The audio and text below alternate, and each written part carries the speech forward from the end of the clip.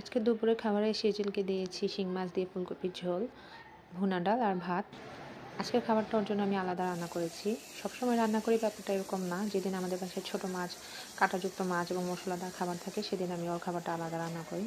আর ভাতটা আমি সবসময় আলাদা রান্না করে দিই, কারণ ওর ভাতের মারটা আমি ফেলি না, শুকিয়ে ফেলি। ওর খাবারটা আমি বড়দের মতোই রান্না করি, শুধু ঝাল দেই না আর মশলাগুলো একটু কম দেই। আর যেই বাচ্চারা ঝাল খেতে পছন্দ করে তারা খাবার একটু গোলমরিচ দিলেও দেওয়া যেতে পারে, বাট আমার বাচ্চা পছন্দ করে না, আমি দিয়ে দেখেছি, ও খেতে চায় না, তাই আমি দিই না। আর খাবারটা আমি আজকে সরিষার তেল দিয়ে করেছি, কারণ সকালবেলা ঘি দিয়েছি, এই কারণে এখন আর ঘি দিব না। একটু লবণ দিয়ে দিলাম। যেসব বাচ্চাদের বয়স 1 বছরের কম তারা খাবারে লবণ দিবেন না, লবণ চিনি কোনোটাই দিবেন না।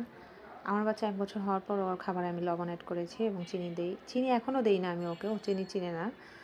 আর চিনির অল্টারনেটিভ আমি খেজুর, কলা, ফল এগুলা দিই, কারণ এটা চিনিটা বাচ্চাদের স্বাস্থ্যের জন্য ভালো না। আর লবণটা পরিমাণ মতো দিবেন, সমস্যা নেই, বাট অতিরিক্ত দিবেন না, অতিরিক্ত কোনো কিছুই ভালো না। এই তো বড়দের মতোই রান্না করছি, সেম একইভাবে, শুধু মরিচটা দিইনি। হয়ে গিয়েছে প্রায়। এটাই আজকে সেজেলে লাঞ্চ।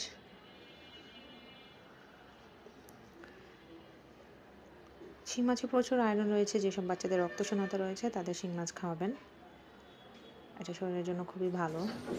তাই আমি শিং মাছ, আইড় মাছ, বোয়াল মাছ, পাঙ্গাস মাছ এগুলো দিই, আলাদা রান্না করে দিই।